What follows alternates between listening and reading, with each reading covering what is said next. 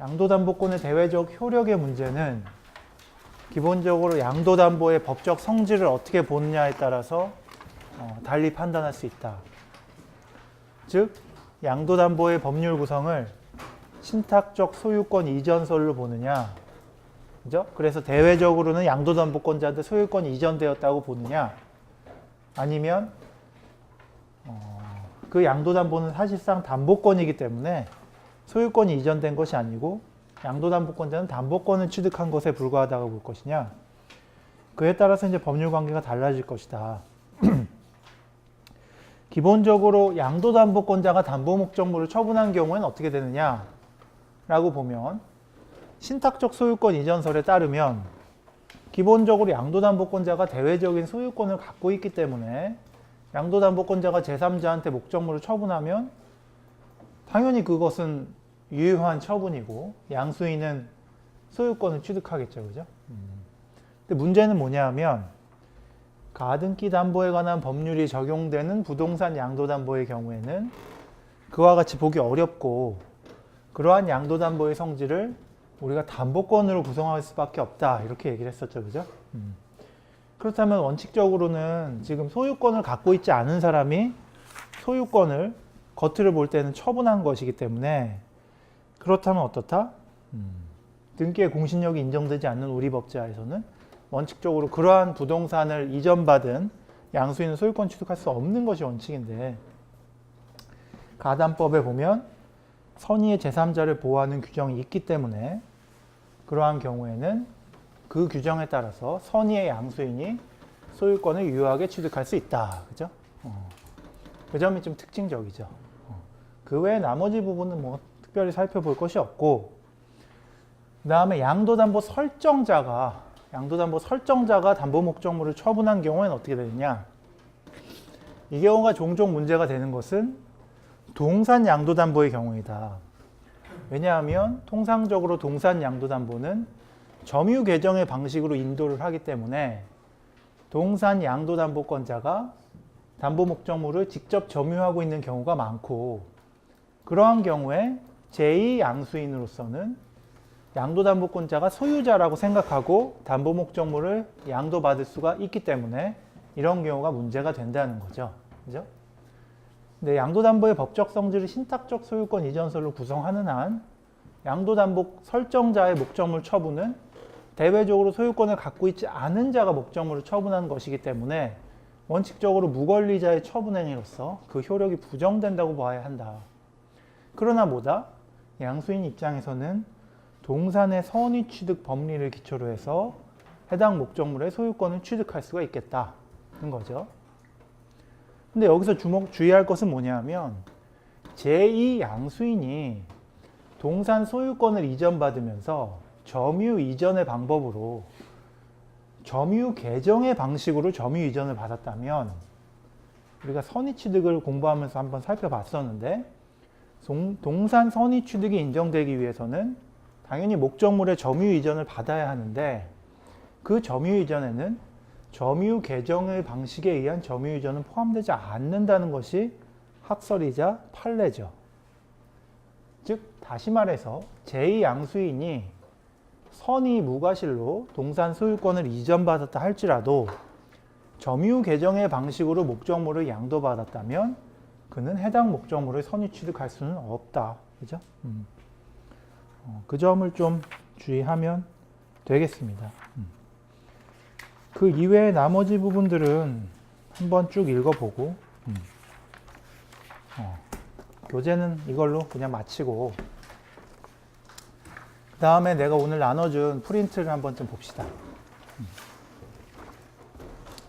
크게 세 문제를 내가 구성했는데, 일단 여러분 내가 5분 정도 줄 테니까 1번 문제 먼저 한번 읽어보세요. 천천히 한번 풀어봅시다. 이 사안에서 A는 자기 소유 토지와 미등기 건물을 B한테 임대해 줬다고 그랬죠. 그죠? 자기 소유 토지가 있고 그 위에 건물이 있는데, 건물은 미등기, 그죠? 등기가 되어 있지 않다. 그죠? 그러나 어쨌든 누구 소유다? A의 소유다. 그죠? 이걸 B한테 임대했다. 그죠? 소유자는 모두 A인데 그 사용 수익을 모두 B한테 맡겼다. 그죠? 그리고 A는 자기 소유 토지에다 자기 채무 담보의 목적으로 C를 위해 저당권을 설정해 주었다. 근데 임차인인 B가 A의 승낙하에 기존 건물에 부착하여 방 1개, 부엌, 화장실을 증축하였고 토지상에 수목 몇 그루도 심은 채 거주하여 오고 있었다. 자, 자기 임차 목적물에 대해서 승낙을 받았다. 그죠? 소유자의 승낙을 받고 나무를 심고 그리고 건물에 부착해서 방 하나, 부엌, 화장실을 증축하였다. 뭐 어디다 증축했는지 모르겠어요. 그죠? 옆에다가 증축했는지 아니면 층수를 하나 올려서 증축하는지 모르겠는데 하여튼 증축을 했다고 가정해 봅시다. 중요한 건 뭐다? 소유자인 A의 승낙을 받았다는 점이죠. 그죠? 그리고 나서 얼마 후 A는 증축 부분을 포함해서 건물에 대해 소유권 보존 등기를 격려하였다. 그죠? 자, 이런 상황에서 첫 번째 문제.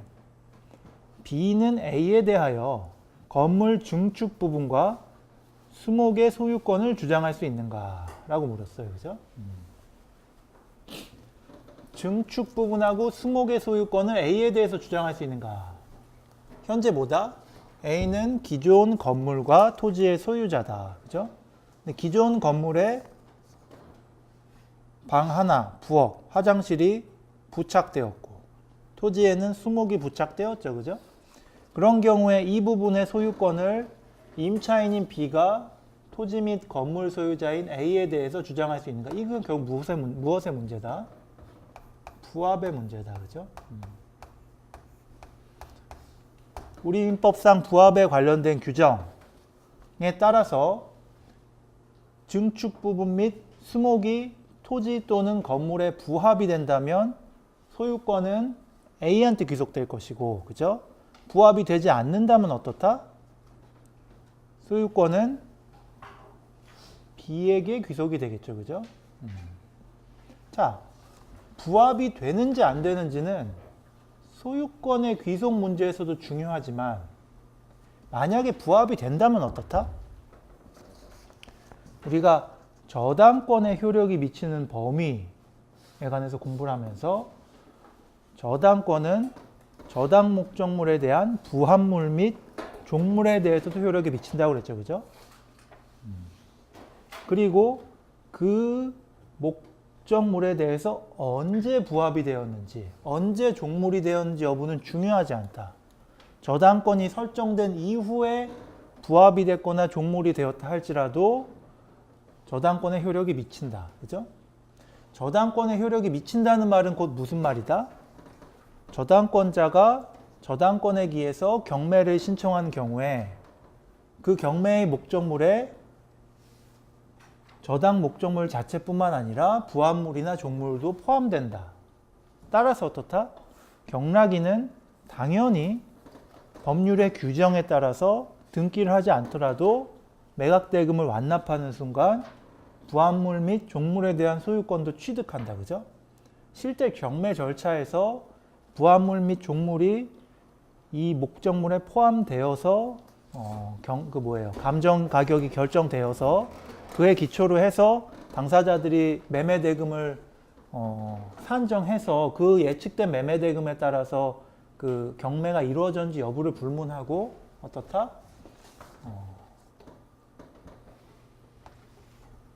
경락인은 소유권 취득한다. 결국 부합의 범위는 뭐랑도 관련이 있다? 저당권에 효력이 미치는 범위하고도 직접적으로 관련이 있는 것이다. 그죠? 근데 어쨌든 이 문제는 지금 그것까지 물어보진 않았죠. 그래서 일단 부합 여부를 판단하는 거죠. 첫 번째, 수목부터 봅시다. 수목. 자, 수목의 경우는 어떻다? 일단 이 수목 자체가 부합되기 전에, 토지에 부합되기 전에는 B의 소유였다는 것은 이 문제의 기본 전제예요. 그죠? 근데 문제는 뭐다? 부합 규정에서 보는 것처럼 권원에 의해서 부속되었다면 어떻다? 부합되지 않는 거죠. 그죠? 그러면 일단 권원에 의해서 요건을 따져봅시다. 임차인은 임차 목적 토지 위에 수목을 자신이 식재할 권한이 일반적으로 인정이 되나요? 안 되나요?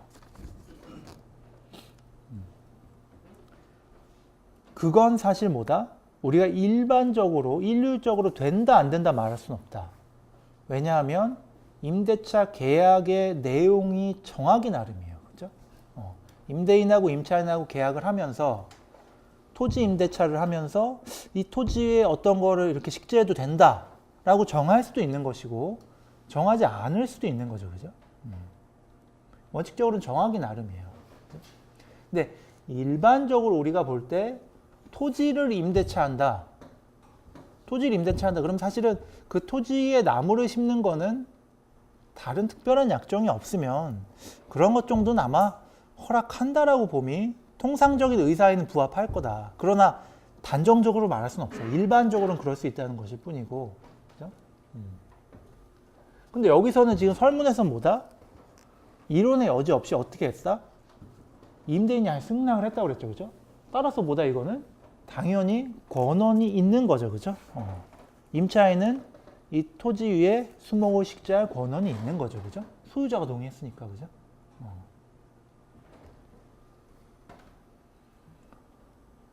자, 그럼 문제는 부속된 거냐? 즉, 이른바 약한 부합이냐? 아니면 토지에서 물리적으로나 객관적으로 봤을 때 도저히 분리할 수 없을 정도로 강하게 부합이 된 거냐? 이걸 또 따져야겠죠. 그죠? 통상적으로 어떻다? 나무는 그냥 뽑으면 되잖아요. 그죠? 이건 약한 부합이에요. 그죠?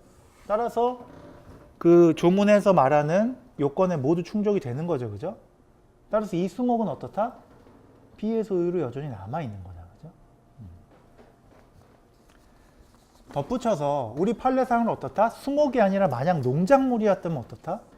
우리 판례는 설사 승낙이 없어도 부합이 아니라 B한테 소유권이 귀속된다고 보는 거죠. 그죠?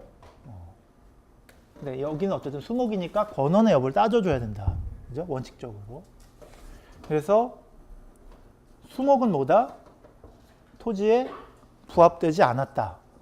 자, 그 말은 결국 뭐다? 지금 이 토지에는 C의 저당권이 설정되어 있죠. 그죠? C가 만약에 이 토지에 대해서 저당권을 실행해가지고 이 토지가 다른 사람한테 매각된다고 가정을 하면 그 경매 절차를 통해서 목적물을 양도받은 경락인은 수목의 소유권을 취득한다, 안 한다?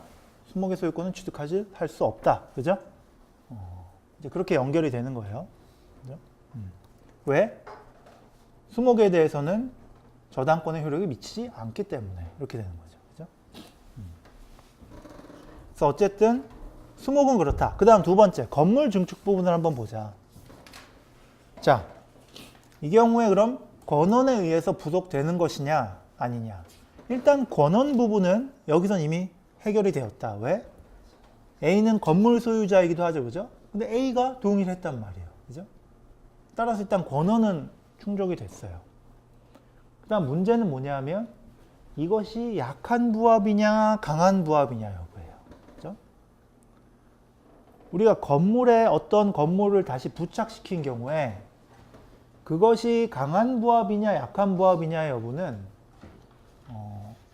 그냥 아주 간단히 말하면 기존 건물에 완전히 부착이 돼가지고 물리적으로 떼어낼 수 없을 정도냐 아니냐로 판단을 하겠죠. 그죠?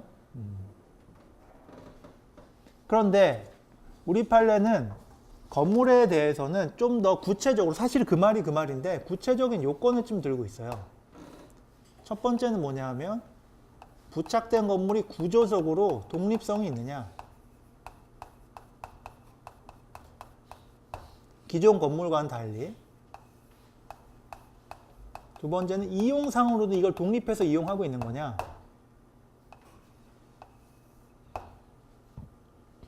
그 다음 세 번째는 부착한 사람은 B의 의사는 어떻냐. B는 부착한 이 건물을 별도의 자기가 소유하고 있는 소유권의 객체로 삼으려는 생각으로 이걸 증축했느냐, 아니면 B는 그럴 의사 없이 그냥 이 A 소유로 귀속된다는 생각을 하고 여기에 증축을 시킨 거냐. 만약 이 세 가지 요건이 충족이 된다면 이것은 법조문에서 말하는 부속, 즉 약한 부합에 해당이 되는 것이고, 이 세 가지 요건 중에 어느 하나라도 충족이 안 된다면 어떻다? 그 경우에는 이른바 강한 부합, 그러니까 부속이 아닌 거죠. 그렇죠? 따라서 설사 A가 승낙을 해줬다 할지라도 증축 부분은 기존 건물에 부합이 돼서 A의 소유로 귀속이 된다는 거예요. 그죠? 자, 그럼 이 증축 부분, 방 1개, 부엌, 화장실이 기존 건물하고 구조적으로 독립되어 있는 것이냐, 이용상 독립되어 있는 것이냐, 그리고 부착시킨 B의 의사는 과연 어떠했느냐, 이걸 따져봐야겠죠. 그죠? 근데 설문상으로는 명백하진 않아요. 그죠? 기존 건물에 부착했다. 그러면 뭐 통상 구조적으로 독립성이 있다라고 판단도 돼요. 이용상 독립성도 있다라고 판단은 되는데, 근데 사실은 뭐 어차피 지금 임차인인 B 입장에서는 기존 건물도 어쨌든 자기가 사용 수익을 해오는 거니까, 그죠? 꼭 기존 건물의 사용 수익하고 새로 증축한 부분의 사용 수익을 별도로 하려는 의사로 자기가 과연 증축을 한 건지, 아니면 기존 건물하고 사실상 크게 구분하지 않고 사용 수익 하려고 증축을 한 건지는 사실 설문상으로는 그리 명백한 건 아니에요. 그래서 이 문제는 사실은 이 정도의 설문만으로는 양쪽 어느 쪽으로든지 사실 결론을 내릴 수는 있을 것 같다. 그죠? 그래서 이 세 가지 요건에 충족된다라고 볼 수도 있고 안 볼 수도 있겠다. 그런데 이제 사실 이거 정답은 없는데, 추측컨대 지금 설문에서 보면 증축을 한 다음에 건물 소유자가 증축 부분을 포함해서 하나의 건물로 생각해서 지금 소유권 보존 등기를 격려했다라고 했단 말이에요. 그죠? 그랬다면 아마도 B의 의사는, 그죠? B의 의사는 이 건물을 독립된 소유권의 객체로서 삼으려는 의사는 아니었지 않았을까. 그죠? 또는 이 건물이 구조적으로나 이용상 기존 건물하고 독립되어 있다고 보기 좀 어렵지 않았을까. 그러니까 추론은 할 수 있어요. 추론은. 근데 이게 100% 맞다는 건 아니지만 합리적으로 이렇게 추론은 할 수 있다는 거예요. 그죠? 자, 그래서 만약 그렇게 추론을 했다면 어떻게 된다? 이 경우에는 건물의 증축 부분은 기존 건물에 부합돼서 결국 A 소유로 귀속된다 라고 아마도 말을 할 수 있을 것이다. 그죠? 자, 그래서 일단 가에 대한 답은 이 정도로 하면 될 것 같아요. 그 다음에 나를 한번 봅시다.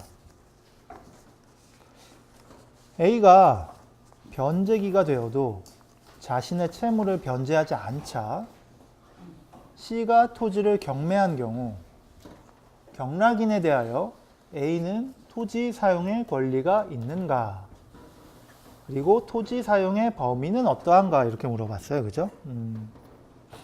자, C가 지금 경매를 통해서 토지를 이제 다른 사람한테 매도한 거죠. 그죠? 그래서 뭐 다른 사람이 말하면 D라고 합시다. 새롭게 소유권 취득한 사람이 D다. 그럼 현재 이 토지는 D의 소유고 이 건물은 증축 부분 포함해서 다 A 소유로 귀속된다고 봤으니까 결국 건물은 A 소유란 말이에요. 그죠? 그럼 뭐다? A는 결국은 남의 땅을 점유하고 있는 거죠. 그죠? 그러면 A 입장에서 이 토지를 사용 수익할 권한이 있느냐는 거예요. 문제는. 그죠?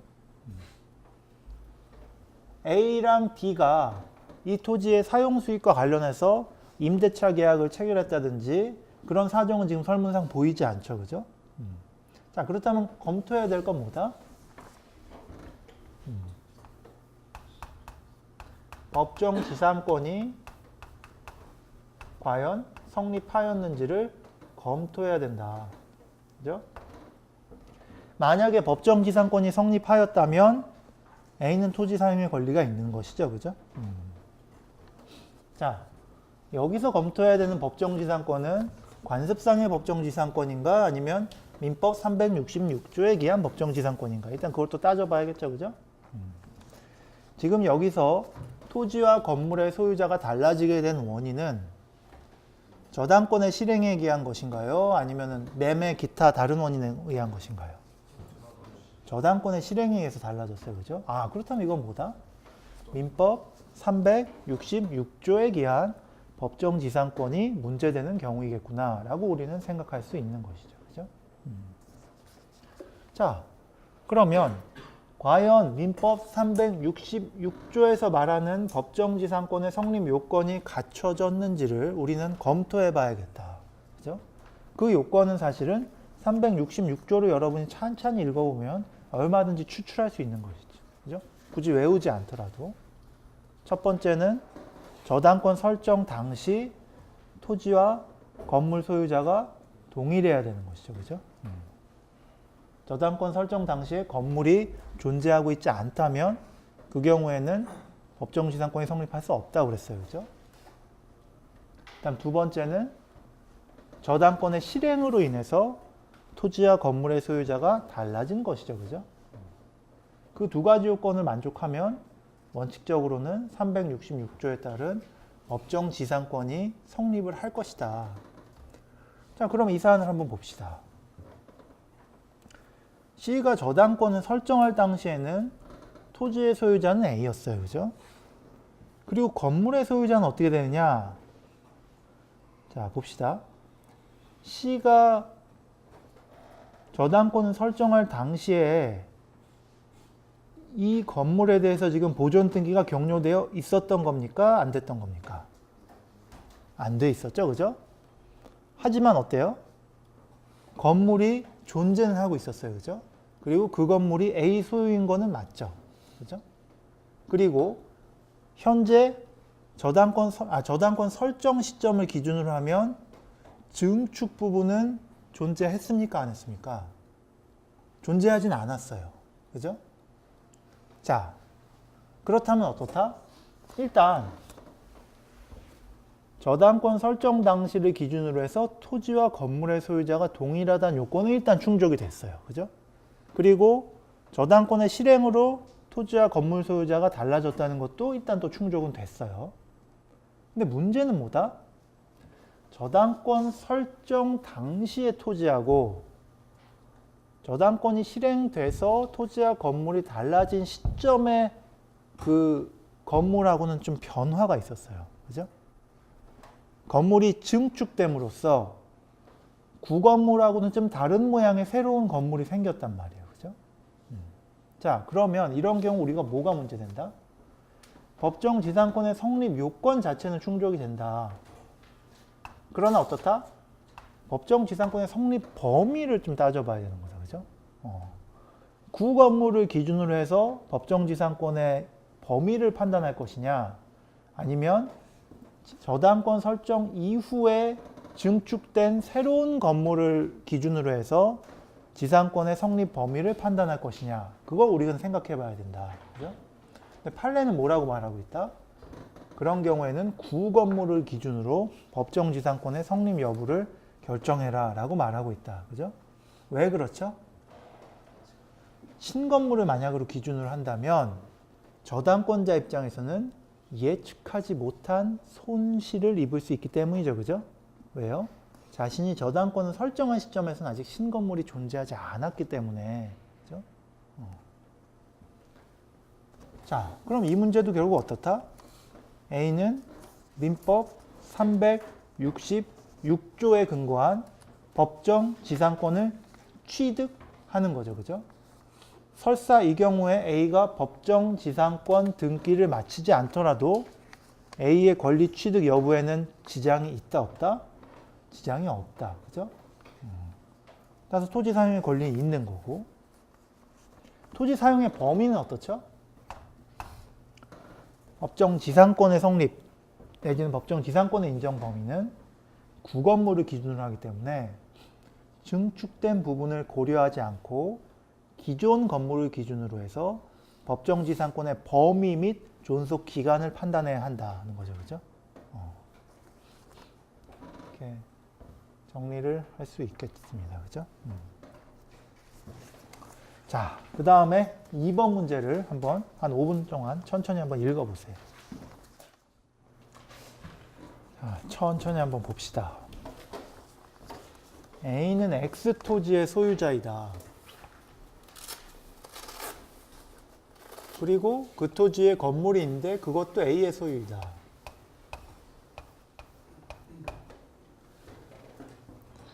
근데 A의 채권자인 C가 위 토지를 강제 경매에 붙인 결과 D가 이를 경락받아서 토지의 소유권을 취득하였다. 즉 토지의 소유권은 A에서 D로 이전되었다. 그 후 A의 채권자인 E가 이 건물을 강제 경매에 붙여서 그 결과 F가 이를 경락받아서 건물의 소유권을 취득하였다.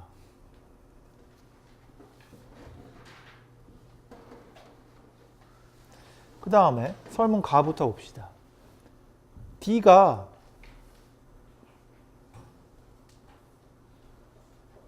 위 토지의 소유권을 매매 계약에 기초해서 다시 G한테 양도한 경우에 G가 현재 건물의 소유자인 F에 대하여 철거 청구를 한다면 G의 청구는 인용될 수 있겠는가? 이 문제죠, 그죠? 자, 이 문제는 결국은 법정지상권의 문제예요. 그죠? 법정지상권 인정 여부의 문제인데, 일단은 각 부동산의 소유자가 변동되는 시점별로 법정지상권이 과연 성립이 되는지 그걸 하나하나씩 한번 따져봅시다. 일단 첫 번째, 제일 처음 바뀌는 거는 D한테로 토지 소유권이 이전됨으로써 소유자의 변동이 생겼다. 그죠? 그러면 D한테 소유권이 이전된 원인은 뭐였느냐? C의 강제경매 신청에 따른 것이었어요. 강제경매라는 것은 뭐다? 저당권의 실행에 의한 경매가 아니라 일반 채권자가 집행 권원을 취득한다고 그랬죠. 그죠? 집행 권원이 꼭 필요하다고 그랬어요.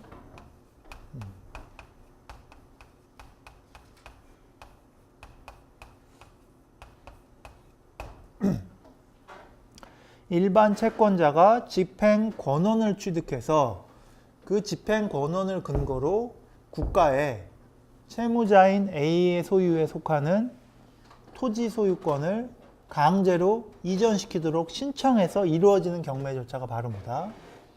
강제 경매 절차예요. 그죠? 자, 그러면 강제 경매 절차에 근거해서 소유자가 변동된 경우에도 과연 법정 지상권이 인정될 수 있느냐?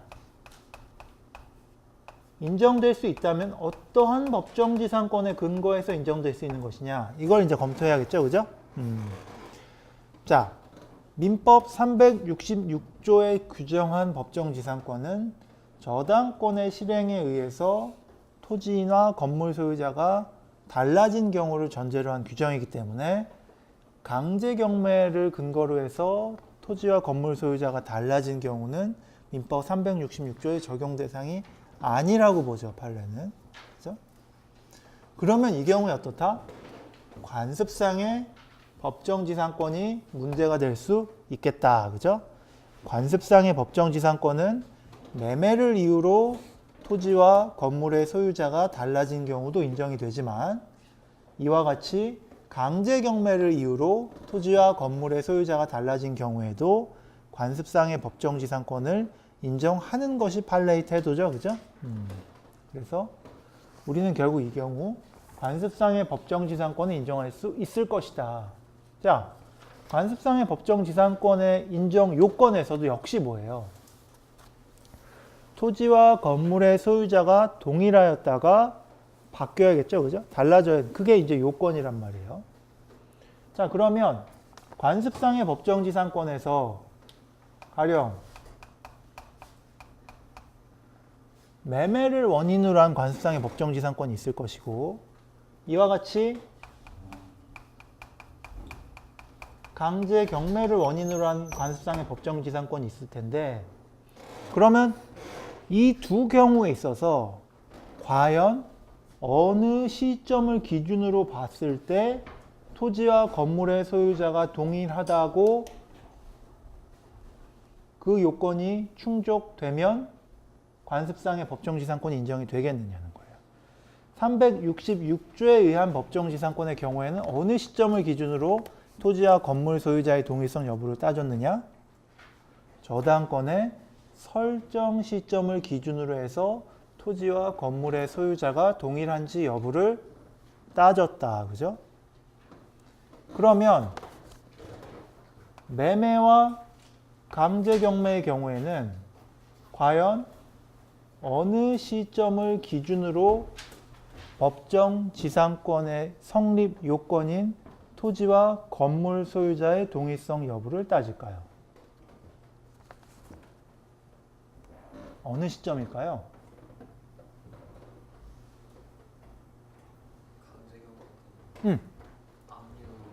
그렇죠. 강제 경매라는 건 뭐다? 집행 권한을 기초로 일반 채권자의 신청에 의해서 이루어지는 경매인데, 우리가 강제 경매든 임의 경매든 그 경매 절차가 시작되기 위해서는 반드시 뭐가 필요하다? 강제 경매 개시 결정에 따라 해당 목적 부동산의 강제 경매 개시 결정 기입 등기가 격려되어야 한다라고 수업 시간에 설명한 바가 있죠. 그죠? 강제 경매 개시 결정 기입 등기가 격려되면 어떻다? 비로소 그 부동산에 대해서 강제 경매 절차가 개시되는 거예요. 그죠? 우리가 이거를 압류 등기라고도 이야기를 해요.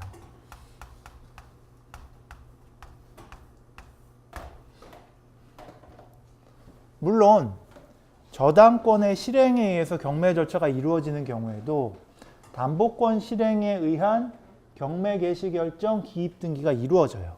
그리고 그것도 압류 등기예요. 그죠? 그러니까 경매 개시 결정 기입 등기라는 거는 강제 경매뿐만 아니라 담보권 실행을 위한 경매에서도 반드시 이루어지는 거예요. 왜? 대외적으로 국가 공권력에 의해서 해당 목적물을 강제로 환거한다는 점을 공시해 줄 필요가 있기 때문이에요. 그죠? 그래서 어느 절차든지 경매 개시 결정 기입 등기는 이루어지는데 366조에 의한 법정지상권의 경우에는 그 시점이 아니라 언제다? 저당권 설정 시점을 기준으로 토지와 건물의 소유자 동일성을 판단하는 것이고, 이와 같이 일반 채권자가 신청하는 강제 경매의 경우에는 어떻다? 이 강제 경매 개시 결정 기입 등기, 즉 압류 등기 시점을 기준으로 해서 토지와 건물 소유자의 동일성 여부를 판단한다. 그죠?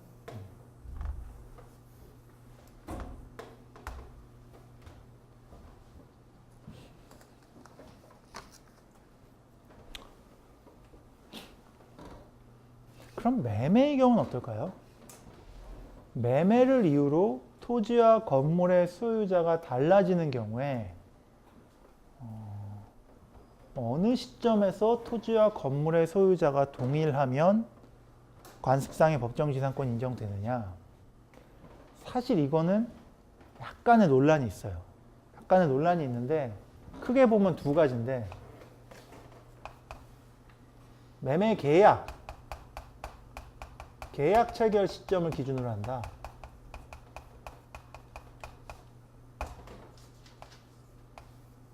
그게 아니다. 매매 계약에 기초해서 이전 등기가 이루어지는 시점을 기준으로 한다.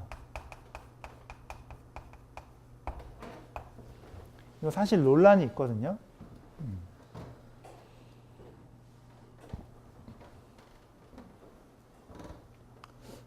이거 좀 깊이 들어가면 어려운데 판례랑 대체적인 학설은 아마 이처럼 보는 것 같아요. 즉 매매 계약을 기초로 토지든 건물이든 하여튼 그 목적물에 대해서 매매 계약이 체결되었으면 그 매매 계약에 따라서 소유자가 양수인한테 이전될 거 아니에요. 그러니까 소유자가 양수인으로 이제 바뀔 거 아니에요. 그죠? 그럼 그 바뀌는 순간은 이전 등기를 격려하는 시점이겠죠. 그죠?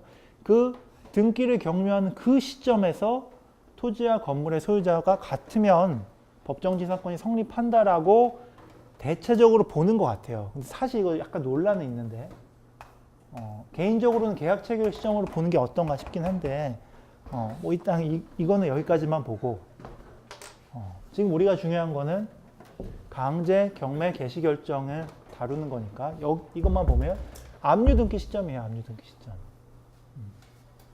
지금 이 사안에서는 어떻다? C가 과연 언제 압류 등기를 개시했는지는 명확하지 않아요. 그죠? 하지만 어때요? 사안상으로 쭉 토지와 건물은 A 소유로 계속 남아 있었던 것 같죠. 그죠? 따라서 토지와 건물의 소유자 동일성 요건은 충족이 된다라고 보이는 거예요. 그죠? 나아가서 강제 경매에 의해서 토지와 건물의 소유자가 달라졌으니까 관습상의 법정지상권은 당연히 인정이 된다. 누구한테요? 누구한테 인정이 되는 거예요? 관습상의 법정지상권을 취득하는 사람은 누군가요? A죠. 그죠? A가 취득한다. A는 관습상의 법정지상권이라는 물건을 등기해야지만 취득한다. 등기하지 않아도 취득한다. 등기하지 않아도 취득을 한다. 그죠? 자, 그런데 문제는 뭐다? 건물의 소유자가 또 바뀌었죠. 그죠? 건물 소유자가 또 바뀌었다. 그지? 누구로 바뀌었다? F로 바뀌었다. 그죠? 그러면 건물의 소유권을 F가 갖고 있는 거는 이론이 없다. 그죠? 그러면 A가 갖고 있던 관습상의 법정지상권이라는 물건은 F한테 이전이 됐을까요? 안 됐을까요? 어떨까요? 안 됐다. 왜? 이전할 때는 등기를 해야 되니까. 그게 법률의 규정에 의한 물권 변동 규정의 취지죠. 그죠? 그런데 지금 이 사안을 잘 보세요. F는 건물을 어떻게 소유권을 이전받은 거죠? 강제 경매 절차를 통해서 건물의 소유권을 이전받았거든요.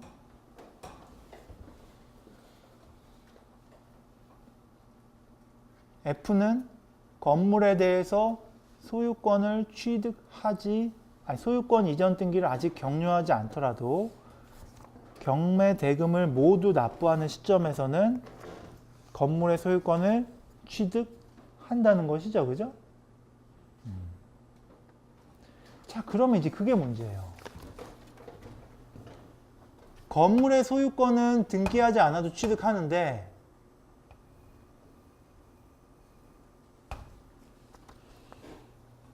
건물 소유권에 대하여 이른바 종된 권리라고 볼 수 있는 관습상의 법정지상권이라는 그 권리는 과연 등기하여야지만 취득할 수 있냐는 거예요.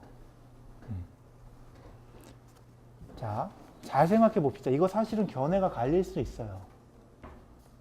아까 지금 한 학생이 대답했지만 관습상의 법정지상권이라는 권리가 일단 취득은 할다 할지라도 그 취득한 권리를 처분함에 있어서는 등기가 필요하다는 그 규정을 우리가 이 사안에 바로 그대로 적용을 한다면 F는 건물의 소유권은 비록 이전 등기를 하지 않더라도 취득할 수 있지만 법정지상권 같은 경우는 등기를 해서 이전 받아야지만 취득할 수 있다. 이렇게 보는 견해가 있을 수 있어요. 그죠? 이 일설. 이설은 야, 어차피 F가 지금 건물 소유권을 이전받는 것 자체가 등기를 필요로 하지 않는데 건물 소유권의 종된 권리인 법정지상권이라는 것 자체도 F 입장에서는 등기 없이 취득한다고 볼 수 있는 거 아니냐. 왜? 건물에 대해서 지금 법률의 규정에 의한 물권 변동 규정이 적용이 되는데, 그죠?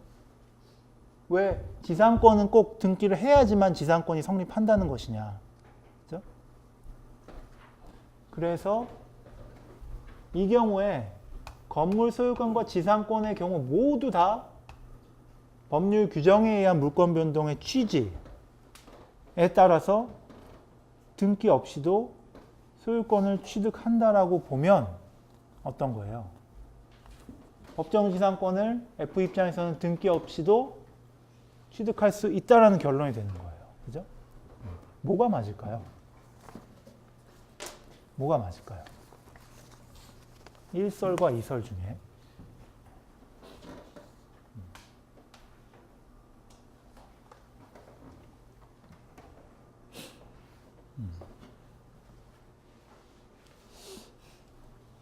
관습상의 법정지상권이 등기 없이 취득할 수 있는 것까지는 맞는데 그걸 또 다른 사람한테 처분하려면 반드시 등기가 필요하다고 하는데 그러면 이 경우에는 관습상의 법정지상권이 어쨌든 F한테 양도된 거니까 그거는 등기를 해야지 이전될 수 있는 거 아닌가? 이렇게 생각할 수도 있고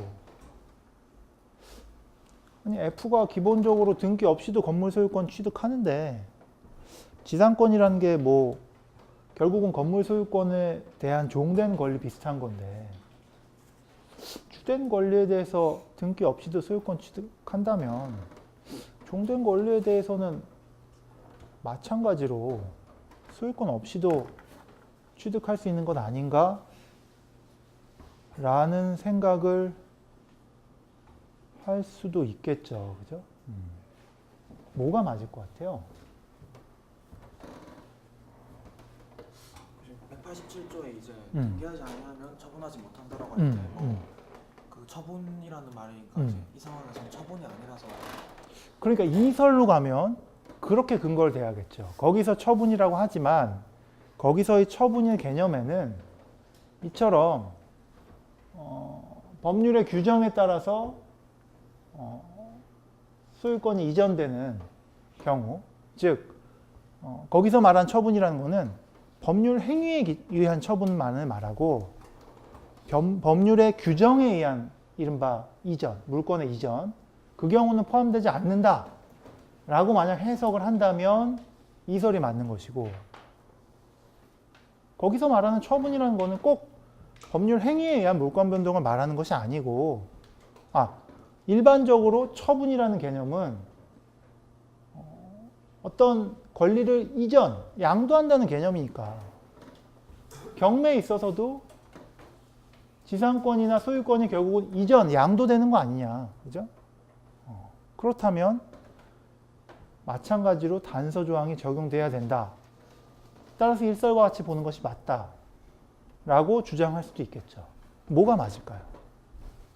그 단서 조항에서 말하는 처분이 법률 행위에 의한 처분만을 말하는 거냐? 아니면 법률 행위에 의한 것이든 아니면 뭐 당사자들의 자발적 의사에 기한 것이든 아니면 이처럼 이렇게 일반적으로 넘어가는 것이든 간에 다 포함하는 그러한 조항이냐? 이게 문제가 되겠죠. 그죠? 사실은 엄밀히 말해서 단서 규정에서 말하는 처분이라는 개념에 꼭 법률 행위에 의한 처분이라고 우리가 해석할 문헌상의 근거는 전혀 없어요. 왜냐면 그냥 처분이거든. 처분이라는 것이 꼭 당사자들의 자발적 의사에 의해서 이루어질 필요는 없어요. 이 경우처럼 경매에 의해서 처분이 이루어질 수도 있고 아니면 국가가 수용권을 발동해서 수용에 기초해서 처분이 이루어질 수도 있는 거거든요. 그죠? 그래서 엄밀히 말하면 문헌상으로 그 의미를 제한 해석할 근거는 없어요, 사실. 그죠? 근데 그렇다면 일설로 가야겠죠. 그죠? 그런데 문제는 뭐다? 그렇게 보면 불합리하죠. 그죠? 지금 두 사람이 답변을 했지만 결국 그 두 가지가 불합리한 근거예요. 즉 뭐다? 법률의 규정에 의한 물권 변동에서 원칙적으로 등기를 요구하지 않는 취지가 있잖아요. 그죠? 당사자들의 자발적 합의가 아니란 말이에요. 그죠? 그러니까 이 경우에도 뭐예요, 사실은? 법정 지상권에 대해서 A와 F 사이에 자발적으로 등기를 이전 받을 수 있는 합의가 사실 이루어질 기회가 없었단 말이에요. 그죠? 그렇다면 어떻다? 처분의 개념을 이른바 목적론적으로 우리가 축소 해석해 주는 것이 타당하지 않겠느냐는 거예요. 그죠? 사실 논란은 있을 수 있는데 법률의 규정에 의한 물권 변동에서 등기를 요하지 않는 취지에 비추어 봤을 때에는 단서 조항에서 말하는 처분이라는 것도 결국은 당사자들 사이에 자발적인 행위를 기초로 한 처분이라고 축소 해석해 주는 것이 문헌의 체계에는 적어도 부합한 거 아니냐. 문헌의 외관상으로는 어떨지 모르겠지만, 그죠? 만약에 그렇게 보는 것이 맞다면 우리는 이설처럼 봐서 F는 설사 법정지상권 이전 등기를 받기 전이라고 할지라도 법정지상권을 취득한다라고 볼 수가 있을 거예요. 그죠? 자, 만약에 F가 법정지상권을 취득했다라고 봅시다. 그죠? 이설에 따라서. 그러면 그러한 상황에서 G가 F에 대해서 건물 철거를 청구한다면 오히려 어때요? 건물 철거 청구는 받아들여질 수 없는 거예요. 그죠? 거꾸로 말해서 F는 지금 현재 G에 대해서 너가 소유하고 있는 그 토지 위에 법정지상권이라는 물권에 등기를 해달라고 오히려 F가 요구할 수 있는 입장에 있는 거죠. 그죠? 그죠? 따라서 G의 청구는 인용될 수 없고 거꾸로 G는 F에 대해서 법정지상권이라는 물권을 자기가 소유하고 있는 토지 위에 설정 등기를 해줄 의무를 부담하고 있는 자이다. 그죠? 이렇게 봐야 될 거예요. 그죠? 이에 나번 문제는 F, 즉 건물 소유권 그리고 법정 지상권도 이미 취득한 F가 건물 소유권을 매매 계약에 기해서 H에게 양도한 경우에 이번에는 G가 H에 대하여 건물 철거를 청구한다면 G의 청구가 인용될 수 있을 것인가를 물어봤어요. 그죠? 현재 건물 소유자는 H로 바뀌었고 H는 F로부터 매매 계약에 기초해서 건물 소유권을 이전받은 자다는 거죠. 그죠? 이러한 상황에서 G가 H한테 건물 철거를 청구한다면 G의 청구가 인용될 수 있겠느냐. 결국 이 말은 뭐다? 현재 H라는 사람이 이 건물이 놓인 토지의 사용 수익 권한을 갖고 있느냐. 그죠? 이게 결국 이 문제의 핵심 쟁점이 되겠다. 자, 가에서 살펴봤듯이 일단 F까지는 법정 지상권을 취득한 사람이다. 그러면 H는 법정 지상권을 취득하였느냐? H는 법률 규정이 아니라 법률 행위에 의해서 건물 소유권을 이전받은 사람이다. 그죠? 법률 행위에 의한 물권 변동의 경우에는 원칙적으로 등기가 반드시 필요하다. 따라서 H가 설사 건물 소유권을 이전받았더라도 법정지상권 등기를 이전받지 않는 한은 H는 어떻다? 법정지상권자가 아직은 아니다.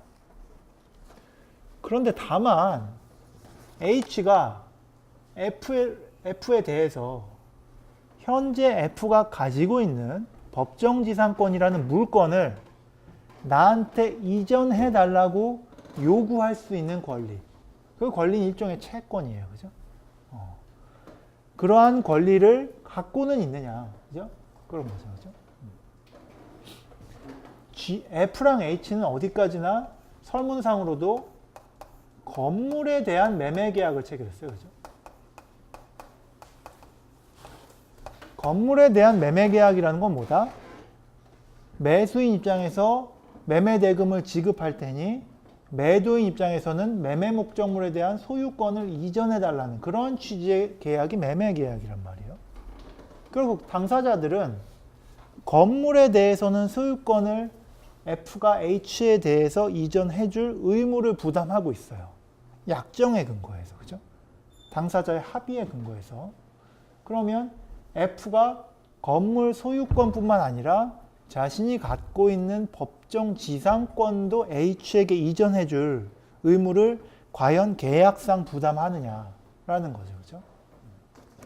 이와 관련해서 우리는 통상 어떻게 보고 있느냐?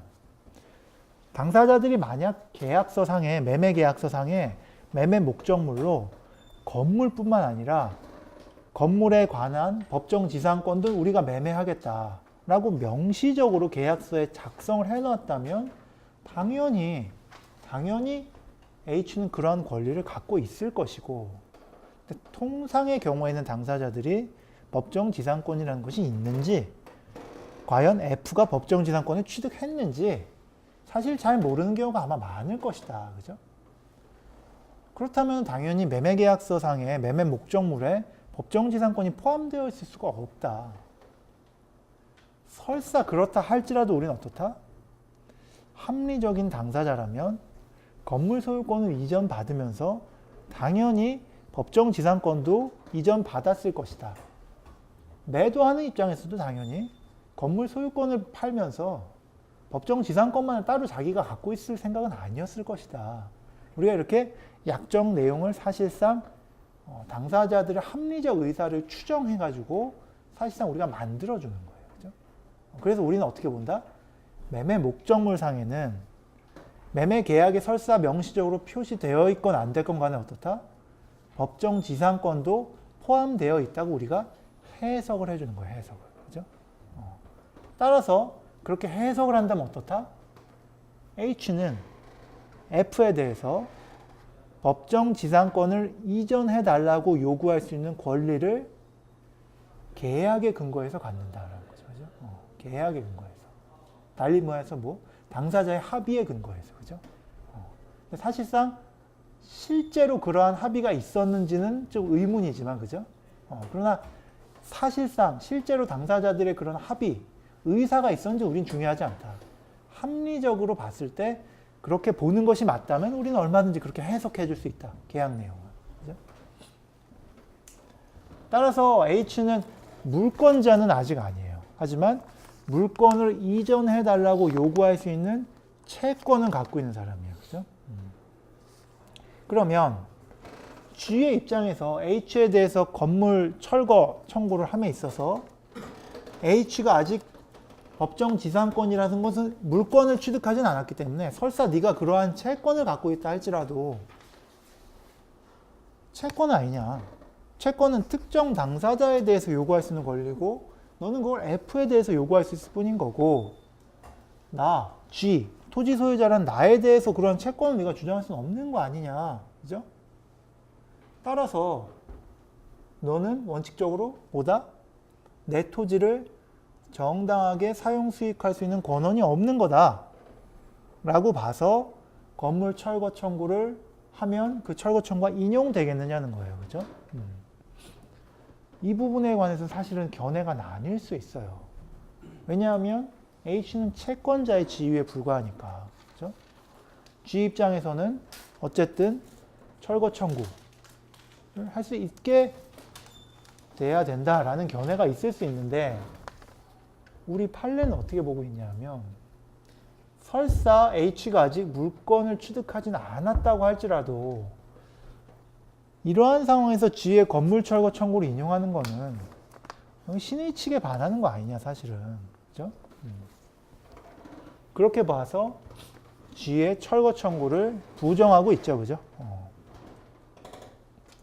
근데 이에 대해서는 대법원 판례에서도 반대 의견이 있었어요. 반대 의견이 있었다. 반대 의견의 근거는 내가 바로 직전에 말한 그런 취지예요. 그죠? 채권자에 불과한 것이고, 그죠? 물건은 아직 취득하지 않았는데 어찌 G에 대해서 그런 주장을 할 수 있단 말이냐. 그죠? 그러나 당사자들 사이의 실질적인 이해관계를 고려해 보면 이러한 경우에 역시 G의 철거 청구는 부정되는 것이 맞을 것 같아요. 그죠?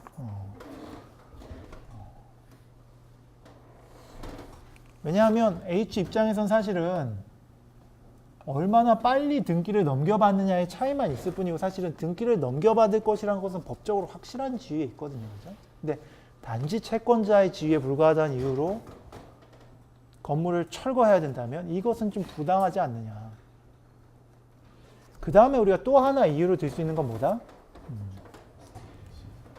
G의 건물 철거 청구 그리고 G는 사실 H에 대해서 건물 철거를 청구할 수 있지만 H 입장에서는 지금 현재 이 대지를 점유하고 있는 거거든요. 그죠?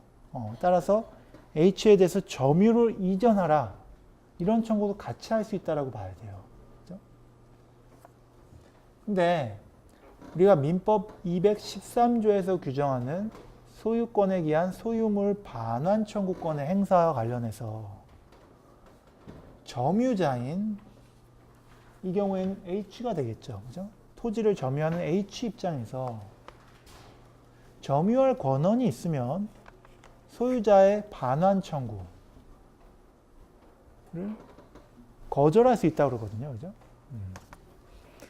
이러한 사안에서 H가 F에 대해서 지상권을 이전받을 수 있는 권리를 갖고 있다고 하면 사실 H는 이 토지를 점유할 권한은 있다고 봐야 되지 않겠느냐. 비록 그가 물권자는 아닐지라도 213조 단서에서 말하는 점유할 권한이 있는 자라고는 우리가 볼 수 있는 거 아니냐. 거기서 말하는 점유할 권한이라는 것이 반드시 물권만을 얘기하는 건 아니거든요. 그죠? 따라서 우리는 그러한 각도에서도 G의 청구의 부당함을 근거 지을 수 있을 것 같아요. 그죠? 그래서 결국 G의 청구는 인용될 수 없다. 근데 문제에서는 하나를 더 물어보고 있죠. 만약에 G의 청구가 인용이 될 수 없다면 G는 토지 사용이익 상당을 H에게 청구할 수 있느냐라고 물어봤어요. 그죠? H는 언제부터 이 토지를 사용하고 있다라고 봐야 될까요? H는 언제부터 이 토지를 점유하면서 사용 수익하고 있는 걸까요? H가 건물의 소유권 이전 등기를 격려받은 시점 이후부터는 H는 이 토지를 사용 수익하고 있다라고 봐야 돼요. 왜 그렇다? 건물의 소유자는 그 소유자가 현실적으로 그 건물에 들어와서 살던지 아니면 현실적으로 다른 방법으로 그 토지를 그 건물을 사용 수익하는지와는 무관하게 어떻다? 건물이 놓인 대지를 점유하고 있다라고 봐야 되기 때문에 H 입장에서 이 건물의 소유권을 취득한 시점 이후로는 토지에 대해서 사용 수익을 하고 있다라고 아마 봐야 될 거예요. 그죠? 그러면 H가 현실적으로 그 이익을 얻었건 안 얻었던 간에 이 대지를 임대했을 경우에 대지 소유자가 받을 수 있으리라고 예상되는 월 차임 정도는 매월 그런 이익을 누렸다고 봐야겠죠. 그죠? 그러면 건물 소유자인 H가 누린 이익이 토지 소유자인 G에 대해서 보았을 때 부당한 이득이냐, 또는 H가 그러한 식으로 이 토지를 사용 수익하는 것이 G에 대해서 불법한 행위이기 때문에 G가 그로 인해서 손해를 입었느냐, 우리가 이걸 따져봐야 돼요. 불법 행위를 원인으로 한 손해배상 청구와 부당이득 반환 청구가 과연 가능한지를 살펴봐야 되는 거죠. 일단 이런 H의 토지 점유가 G에 대해서 불법 행위이냐, 민법 750조에서 말하는 위법한 행위이냐. 위법한 행위라고 보기는 어렵다, 그죠? 왜? 점유할 정당한 권한이 우리가 있다라고 봤죠, 그죠? 213조 단서에서 말하는 점유할 권한이 있다라고 봤기 때문에 H의 그러한 점유를 위법하다고 말하기는 어려울 거예요, 그죠? 하지만 위법하지 않다고 해서 법적으로 그 행위가 정당하다라고 꼭 평가될 수 있는 건 아니라고 했어요. 그죠? 즉 뭐다? H 입장에서는 토지의 사용 수익액을 부당하게 이득을 얻었다라고는 얼마든지 판단할 수 있는 거죠. 그죠? 즉 G는 H에 대해서 어떻다? 부당 이득 반환 채권을 갖고 있다라고 봐야 된다는 거예요. 그죠? 자, 그러니까 청구할 수 있다. 결론은 그렇게 돼요. 이유는 뭐다? 부당 이득이니까. 그러면 이번에는 H가 아니라 F는 어떤가요? 문제에서 물어보진 않았지만 G가 H에 대해서 H가 아니라 F지. F에 대해서 F가 건물 소유권을 갖고 있었던 기간이 있을 거 아니에요. 그 기간에 상응해서 토지 사용 수익 상당액을 부당이득으로 반환 청구하면 G의 F에 대한 부당이득 반환 청구는 인용될 수 있을까요? 없을까요? 어떨까요? F가 얻었거나 얻을 수 있었던 토지에 대한 차임 상당액의 이득은 G에 대해서 부당한 이득일까요? 아니면 부당한 이득이 아닐까요? 일단 그 기간 동안에 G가 소유권을 갖고 있었다고 전제합니다. 그죠? G가 만약에 D로부터 아직 소유권을 넘겨받기 전이다. 그러면 사실 D가 청구할 수 있어야겠죠. 그죠? 그래서 G가 소유권을 갖고 있었다는 그 전제는 대전제로 하고 그러한 상황에서 G가 F에 대해서 청구하면 그게 부당이득이 될까요? 안 될까요? 우리가 이 경우는 부당이득이라고는 안 보거든요. 이득은 이득인데 F가 이득은 얻었죠. 그죠? 그 경우에 우리가 부당이득이라고는 안 봐요. 부당이득이라고 안 보면 G 입장에서는 F한테 돈을 전혀 못 받는다는 말입니까? 그렇지 않고 이 경우에는 우리가 어떻게 해석하느냐? 현재 F가 법정지상권자죠. 그죠? 법정지상권이 성립을 했는데 이건 법정지상권이기 때문에 당사자 사이에 지료에 관한 약정이 있을 수는 없단 말이에요. 그럼 그 경우에 어떻게 한다? 지료를 정해달라고 법원에 청구할 수 있죠. 그 조문이 어디 있어요? 네, 법전 안 갖고 왔는데. 법전 366조요. 366조 한번 찾아볼래요? 366조. 있어요? 그래. 366조는 단서에서 뭐라고 말하죠? 당사자들이 물론 합의가 되면 제일 좋고, 그죠? 합의가 안 되면 어떻다? 법원에 청구해서 정할 수 있는 거죠, 그죠? 그러니까 이 경우에 G는 어떻다? 부당이득 반환 청구를 하는 것이 아니라 지료를 정해달라고 법원에 청구를 할 수 있다라고 봄이 맞는 거죠, 그죠? 그래서 그 지료를 자신한테 지급해달라고 법원에 청구를 할 수 있다고 보게 맞는 거죠. 즉 돈을 받을 수 있는 건 맞아요. 어떤 식으로든지 결과적으로 F로부터도 돈을 받을 수 있는 건 맞는데 받을 수 있는 법적인 근거가 뭐냐는 거예요. 법적인 근거. 부당 이득은 아니다. 상대방이 법정 지상권자이기 때문에 지료를 일단 법원이 정해서 그 정해진 지료에 따라서 내가 권리를 갖고 있다라고 그런 식으로 법률상 근거를 지을 수 있다는 거죠. 그죠? 돈을 받을 수 있는 실질은 차이가 없지만 법적인 근거에서는 좀 차이가 있는 거죠. 자, 그러면 F와 H에 대한 청구의 법적인 근거가 차이가 있는 이유는 뭐예요? 어쨌든 F는 지상권자고 지금 현재. 어쨌든 H는 아직 지상권자가 아니죠. 그죠? 그렇기 때문에 이러한 근거에 있어서 차이가 발생하는 것이에요. 그죠? 우리가 이런 법적인 근거 설정 같은 것도 사실은 중요해요. 결론은 어차피 똑같다 할지라도. 그죠? 3번 문제는 공동저당에 관한 문제죠. 그죠? 공동저당에 관한 문제고, 동시배당과 이시배당의 경우에 법률 이제 효과를 물어보는 거죠. 그리고 공동저당의 목적물이 모두 채무자 소유인 경우하고, 하나는 채무자 소유이고 하나는 물상보증인 소유인 경우에 법률 관계가 또 어떻게 달라지느냐, 이런 것들을 물어보는 전형적인 문제를 할 수 있습니다. 그런데 사실은 여러분이 공부를 해봐서 알지만 말은 쉽지만 사실 계산하는 게 좀 그렇게 간단하진 않아요. 그죠? 그래서 한번 차근차근 풀어봅시다.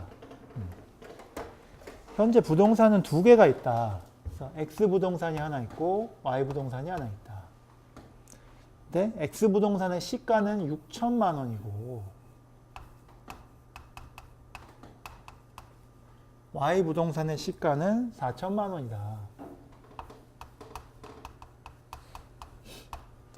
자, 여러분 공동저당 법리를 설명하면서도 내가 얘기를 했지만 우리 법에서 지금 공동저당의 법률관계와 관련해서 중요한 부동산의 가격은 사실 시가가 아니에요.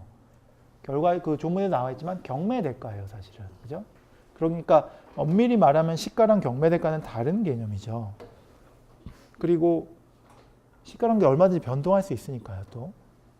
그러나 어쨌든 우리는 편의상 이 시가를 기준으로 해서 모든 법률 관계를 계산할 것이다. 그죠? 아마 문제도 그런 식으로 나오겠죠. 그죠? 아니면 뭐 경매대가라고 따로 지정해 줄 수도 있겠지만. 그죠? 근데 A가 채무자 B로부터 피담보 채권 5천만 원의 1번 저당권을 두 개에 대해서 다 취득했다. 그죠? 아, 그러면 A는 공동저당권자네요. 그죠? 피담보 채권은 5천만 원이다.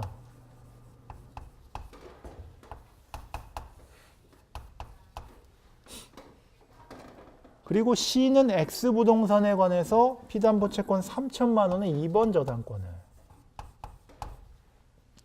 D는 Y부동산에 대해서 피담보 채권 4천만 원의 2번 저당권을 취득하였다. X, Y 부동산이 모두 채무자 B의 소유라면 이시배당의 경우 양 부동산의 경매가액은 어떻게 분배되는가 그랬어요. 그죠? 아, 모두 채무자 소유다? 그렇다면 이거는 민법상 공동저당 규정이 바로 적용되는 경우겠구나. 그죠? 따라서 우리는 민법상 규정을 바로 적용하면 되겠구나 라고 생각하면 되겠죠. 그죠? 그 다음에 이시배당의 경우를 물어봤으니까 그 중에서도 이 항의 이제 조문을 우리가 적용하겠구나 라고 이제 알 수 있는 거죠. 그죠? 또한 이시배당을 물었으니까 당연히 뭐예요? 경우를 나눠야겠지. X가 먼저 경매되고 그 다음이 Y가 경매되는 경우하고, 두 번째로 Y가 먼저 경매되고 그 다음에 X가 경매되는 경우로 나누어야 돼요. 그죠? 설사 1번과 2번의 결론이 같다 할지라도 당연히 경우를 나누어서 설명을 해야겠다. 그죠? 자, 그러면 한번 조문을 보면서 문제를 풀어봅시다. 근데 이 공동저당을 설명하면서도 얘기했지만 공동저당에서 이시배당의 법률 관계를 기본적으로 조정하는 기준은 뭐예요? 합리적인 기준은? 동시배당의 경우에 이른바 선순위 공동근저당권자가 안분 배당을 받을 것이다. 그죠?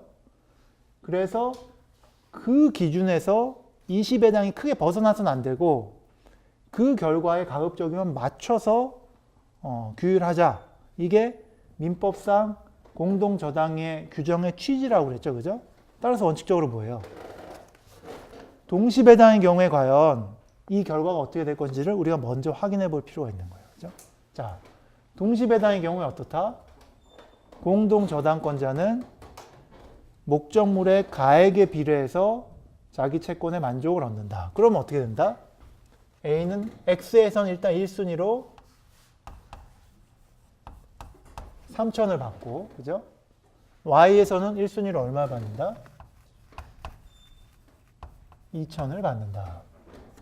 자, 그럼 동시배당 될 경우에 C 입장에서는 1순위가 3천을 받았으니까 6천에서 남은 금액인 3천을 배당을 받겠죠. 그죠? C 입장에서는 자기 채권 전액의 만족을 이 X 부동산을 통해서 누릴 수 있었네요. 그죠? 그 다음에 Y 부동산에 대해서 D는 1순위 저당권자가 2천만 원을 받아갔으니까 잔존 가액인 2천만 원의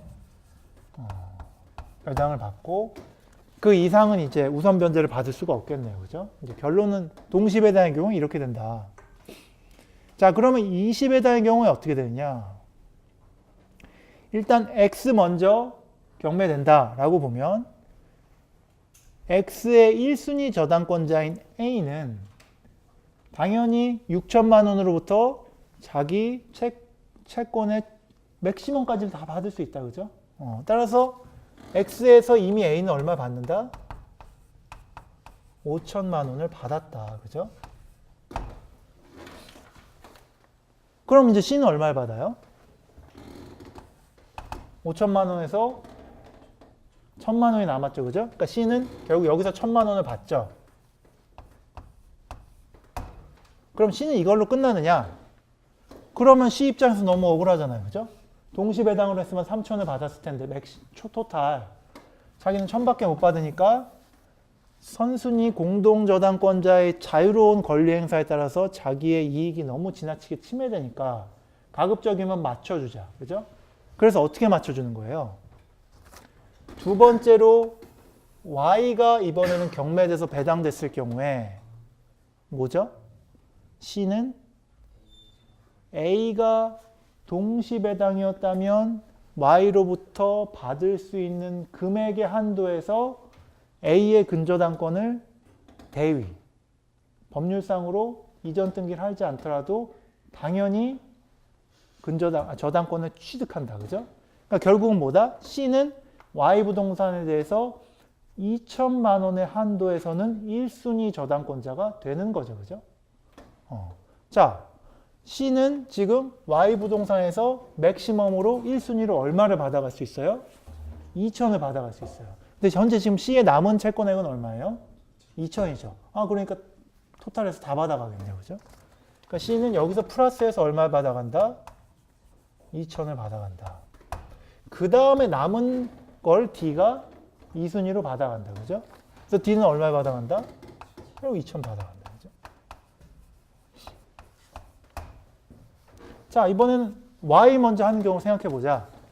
아마 결과는 똑같을 거예요. 그러나 당연히 각각 검토를 해줘야 된다. 당연히. Y가 먼저 경매가 되면 일단 어떻다? A는 다 받아갈 수 있어요. 맥시멈으로. 근데 지금 현재 얼마예요? 4천이 최고란 말이에요. 그러니까 4천 받아가죠. 그죠?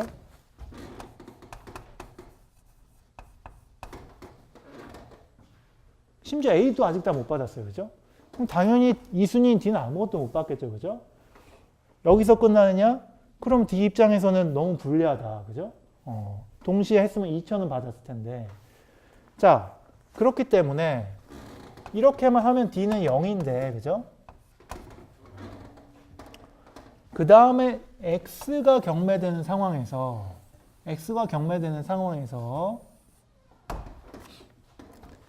D는 어떻다? 이 부동산이 X와 Y가 동시에 배당되었을 경우에 A가 받을 수 있는 3천만 원의 한도에서 A의 저당권을 대위한다. 그죠? 그럼 뭐냐면 일단 얼마를 받을지는 차치하고 D가 3천만 원의 범위 내에서는 그러니까 그거 얘기할 거예요, 지금. 3천만 원의 범위 안에서는 일단 D가 1순위로 근저당권을 갖죠. 그죠? 근데 중요한 게 뭐예요? 아직 A도 못 받았어. 그죠? 그러니까 D가 3천만 원의 범위 내에서 A의 저당권을 대위하는 건 당연한데 문제는 뭐냐면 대위를 하건 말건 간에 지금 X 부동산이 경매되는 순간 A의 저당권이 소멸하여 안 소멸해요? 안 소멸해요. 왜? D의 대위 여부를 차치하고서라도 일단 A의 피담보 채권이 남아있지. 그죠? 따라서 A의 저당권이 그 이유만으로도 소멸하지 않아요. 그죠? 피담보 채권이 소멸하지 않아요. 소멸하지 않았기 때문에. 그리고 저당권의 불가분성이 있기 때문에 설사 A가 피담보 채권이 1원이 남았어도 뭐다? 5천만 원을 담보하는 A의 저당권은 여전히 남아있는 거예요. 그치? 자, 그러면 A의 저당권이 남아있네요. 그죠? 그러면 A도 저당권자고 D도 3천만 원의 한도 내에서는 저당권자라는 얘기잖아요. 그죠? 그러면은 이 권리를 우리가 어떻게 조화시키느냐? 우리가 이렇게 얘기해요. 일단은 대위해서 저당권을 행사하는 사람보다 원래 저당권자가 먼저 변제를 받는다라고 얘기해요. 그래서 순위를 굳이 따지자면 A, D, C 이렇게 되는 거예요. 그렇죠? 순위를 따지자면 굳이. 그래서 A가 X 부동산의 경매대가에서 먼저 받아가는 거예요.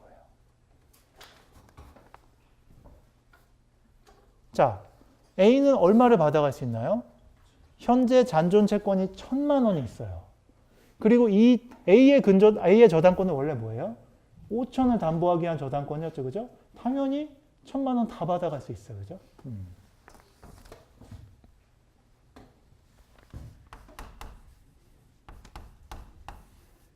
그럼 D는 얼마 받아가요?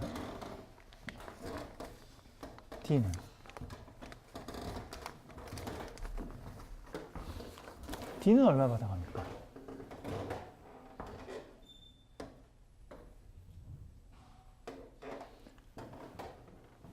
D는 5천에서 1,000을 뺀 4천을 받아갑니까? 3천에서 1,000을 뺀 2천을 받아갑니까? 3천에서 1,000을 뺀 2천을 받아가겠죠. 왜 그렇죠? D가 취득한 저당권이라는 것은 뭐다?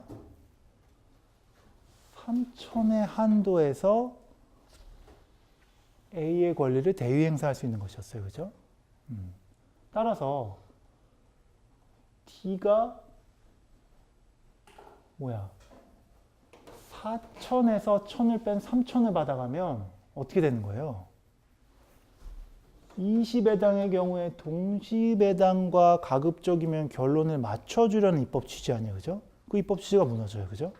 따라서 A가 플러스 1,000을 가져가고 D는 얼마를 가져간다?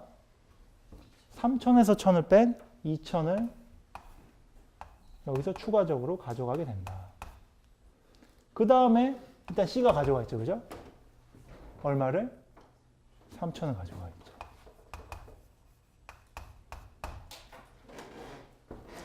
이러한 식으로 결국은 결론은 같아지겠죠. 그죠? 가번 문제는 풀 수가 있겠다. 자, 4번. 이번에는 X 부동산은 물상보증인 E의 소유이다. 이 경우에는 물상보증인 소유의 부동산이 등장하니까 우리가 이미 결론을 배웠지만 민법상의 공동저당 법리, 규정이 적용되는 경우가 아니겠구나. 그죠? 이 경우에 Y 부동산은 채무자 B의 소유라면 X 부동산이 먼저 경매된 경우 X 부동산의 경매가액은 어떻게 분배되는가 라고 물었어요. 그죠? 공동저당에서 일부 저당 목적물이 물상 보증인 소유에 설사 속하더라도 모두 채무자인 소유인 경우하고 결론을 달릴 필요가 없다. 만약 그렇게 본다면 나의 질문의 답은 가의 질문에서 이 첫 번째 경우하고 결론이 달라질 이유가 없어요. 그죠? 그리고 만약에 그렇게 본다면 물상보증인 E는 변제자 대위 내지는 구상권을 통해서 자신이 Y 부동산으로부터 만족을 얻을 가능성이 어떻게 될까요? 이렇게 되면 E는 0이에요. 그렇겠죠? 이미 Y 부동산으로는 C가 대위를 하고, 그죠? C가 대위한 나머지는 D가 대위할 테니까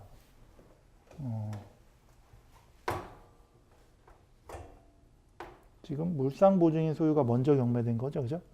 이게 경매됐고 그러면 C가 여기서 2천 대위하고 나머지는 D가 하고 그럼 Y 부동산 4천은 얘네가 2천씩 나눠 갖는 거 아니에요. 그죠? 그러니까 E는 결국 뭐예요? 이렇게 되면 물상보증인으로서 결국은 내 소유 부동산을 팔아서 경매 대가로 충족시킴으로써 타인 채무를 갚았어요. 그죠? 타인 채무를 갚았기 때문에 원칙적으로 구상권이라는 것이 있잖아요. 그죠? 근데 그 구상권을 확보하기 위해서 채무자인 Y 소유 부동산에서 자기는 한 푼도 못 건지는 이런 결론이 되는 거예요. 그죠? 이렇게 보자는 견해가 한때 있었어요. 그죠? 학설상으로는. 그러나 우리는 사실 이 견해는 이제는 무시해도 될 정도다. 왜냐? 판례가 너무 확고하기 때문에 그리고 그 판례가 정당하다고 판단이 되기 때문에 이렇게 보는 견해가 있을 수는 있다. 그죠? 있을 수는 있지만 오늘날 판례는 이러한 견해를 취하고 있지 않다. 그죠? 이렇게 보면은 결정적으로 누가 제일 불리해져요? 얘가 엄청 불리해지거든요. 그죠? 한 푼도 못 받아요. Y 부동산의 매각 대가에서. 이렇게 보는 거는 지금 이 형량상 타당하지가 않다는 거죠. 그죠? 교수님 가로 안에 이건 무슨 말인가요? 가로가 뭐예요? 가로 여기 2번 저당권의 채무자는 2이다. 그 말은 뭐예요? 2번 저당권에 관련해서는 적어도 2는 물상보증인이 아니다. 그런 의미겠죠. 그죠? 큰 의미는 둘 필요 없을 것 같아요. 큰 의미는 둘 필요 없고 다만 문제를 좀 더 명료하게 표현해 주기 위해서 그냥 그렇게 썼다고 보면 되겠죠.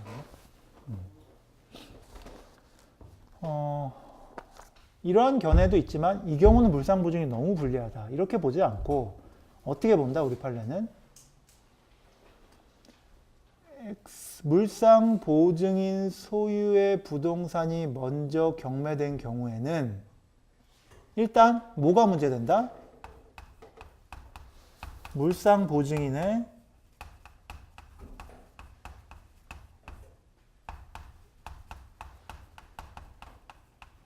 변제자 대위가 문제된다. 그죠? 그리고 물상보증인의 변제자 대위는 결국 뭐예요? X 부동산의 소유자인 E의 입장에서 X 부동산이 먼저 경매됨으로써 결국 A의 채권 5천만 원을 자기가 대신 다 갚아줬죠. 그죠? 자, 일단 X 먼저 경매됐으니까 한번 결론을 써볼까요? A가 5천을 받죠. 그 다음에 C가 얼마를 받죠? 1,000을 일단 받죠. 여기까지는 뭐 이론의 여지가 없어요. 그죠? 자, 그럼 이 상황에서 어떻다? E는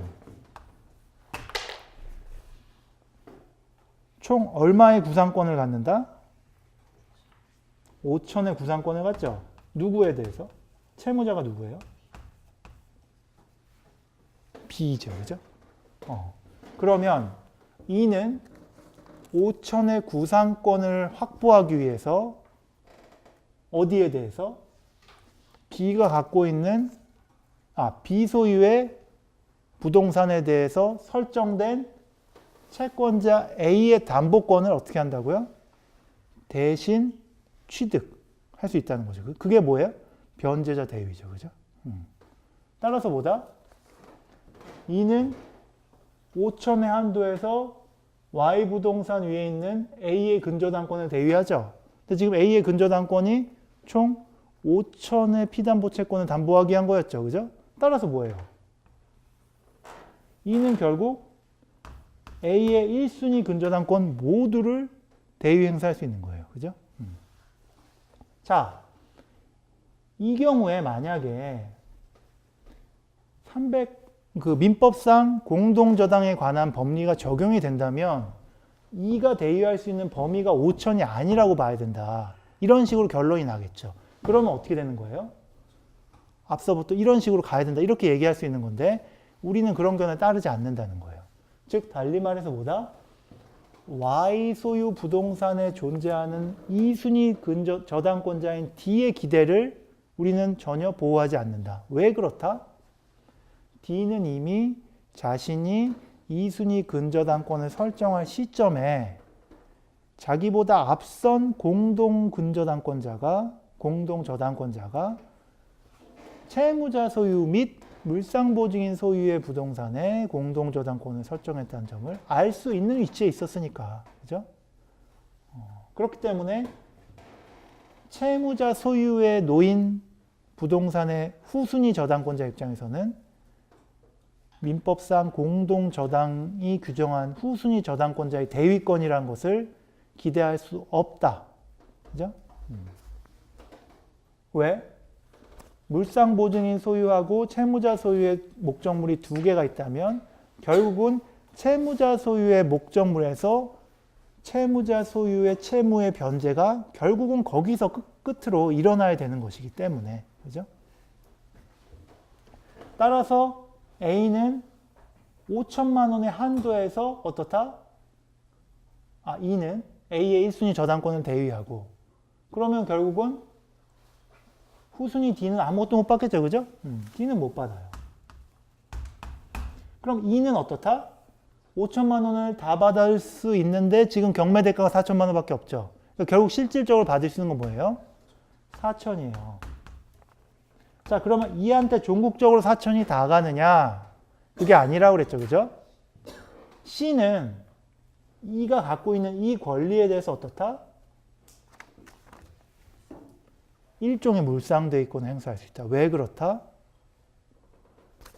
E가 갖고 있는 이 4천만이라는 건 결국 뭐다? 현재 다른 사람한테 넘어간 이 X 부동산에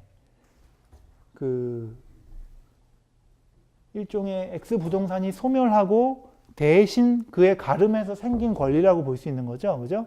따라서 이 4천만 원에도 C의 저당권의 효력이 미친다고 봐야 되기 때문에 4천만 원에 대해서 C의 저당권의 효력이 미친다는 말은 뭐다? 4천만 원에 대해서 일단 C가 우선해서 변제를 받는다는 얘기겠죠. 그죠? 그럼 C는 애초에 3천만 원의 한도에서 우선권이 있었죠. 그죠? 근데 일단 1,000은 받았죠. 그 남은 게 얼마예요? C는 2천을 받겠지. 그지? 그 다음에 남은 게 비로소 누구한테 간다? E한테 간다. 그죠? D는 한 푼도 못 받고. 그죠? 결론은 이렇게 되는 거예요. 그죠? 자, 다시 강조하지만 결국 이렇게 보면 D는 한 푼도 못 받는다.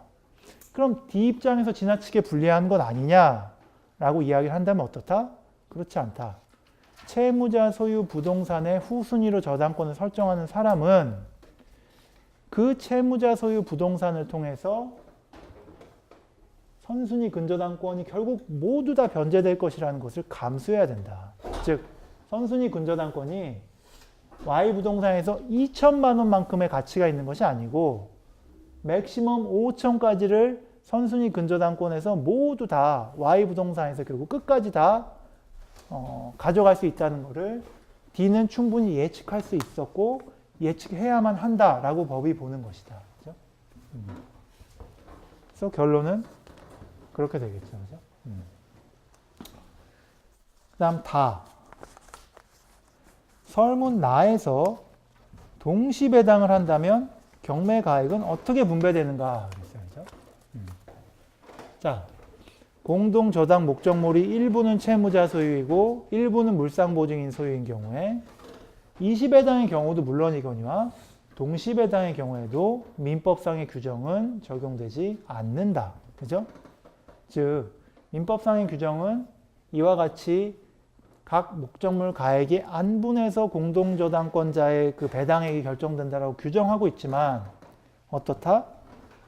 채무자 소유와 물상보증인 소유가 같이 있는 경우에 동시배당은 어떻다? 오로지 채무자 소유부터 먼저 배당한다. 그죠?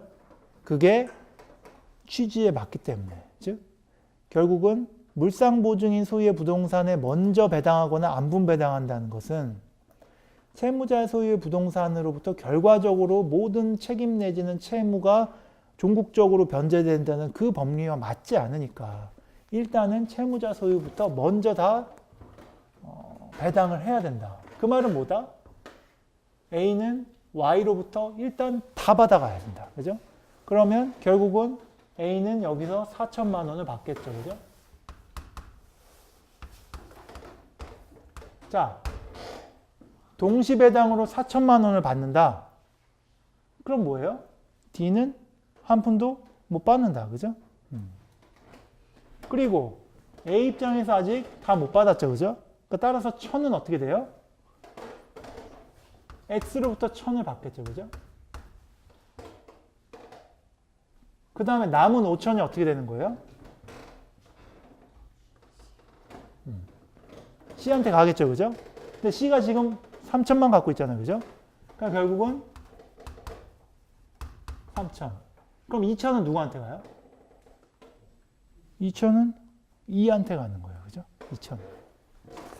그럼 그 결과와 아까 우리가 봤던 20배당의 결론이 같은 거죠. 그죠? 그래서 이런 식으로 결론을 내릴 수가 있겠다. 하는 거죠. 그죠? 자, 일단 문제는 풀어봤고, 질문 있어요? 혹시? 이와 관련해서 아니면 뭐 다른 우리 기말고사 진도 범위 내와 관련해서.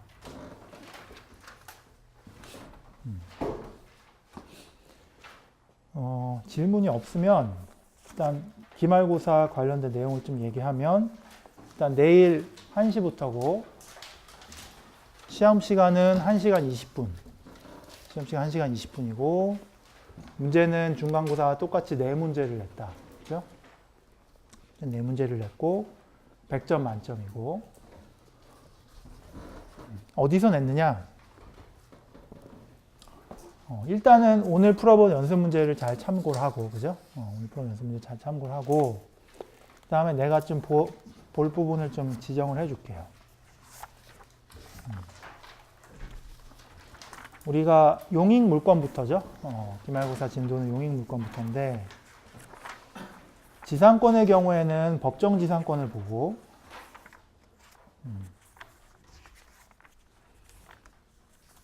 그 다음에 쭉 넘어가서 담보물권 파트가 있죠. 그죠? 담보물권에서 보면 총설이 있어요. 그죠? 유치권 나오기 전까지. 이 총설 부분을 잘 보고. 그 다음에 유치권을 한번 좀 보세요. 유치권을. 그 다음 질권은 넘어가고. 저당권의 경우에는 법정지상권 있었죠? 그죠? 법정지상권하고 일괄경매권하고 같이 보세요. 내가 법정지상권을 설명하면서 일괄경매청구권은 아마 같이 좀 얘기를 했을 거예요. 그죠? 그 두 개를 관련지어서 같이 공부를 하고 그 다음에 공동저당을 보기 바랍니다. 그다음 마지막으로 내가 통틀어서 얘기한 게 뭐가 있었냐면 우리 민법상 담보물권이라는 게 사용수익, 목적물의 사용수익으로부터 환가받는 거를 예정하고 있는 경우가 흔치 않잖아요. 그죠? 그런 경우가 어떤 경우가 있었는지 유치권하고 질권하고 저당권의 경우에서 한번 찾아보세요. 그죠? 각 부분에서 아마 법조문도 있고 그 법조문과 관련돼서 우리 교재에서 서술이 있을 거야. 그죠? 그 서술을 보면서 한번 잘 비교를 해보세요. 아, 유치권의 경우에는 과실로부터 이렇게 받을 수가 있구나. 질권의 경우에는 사용수익을 과실로부터 받을 수가 있구나. 저당권은 또 왜 이렇게 규정되어 있지? 그죠? 이런 것들 한번 잘 생각하면서 그 조문을 비교하고 그 조문에 관한 교재의 서술 내용을 잘 비교하면서 한번 살펴보길 바랍니다.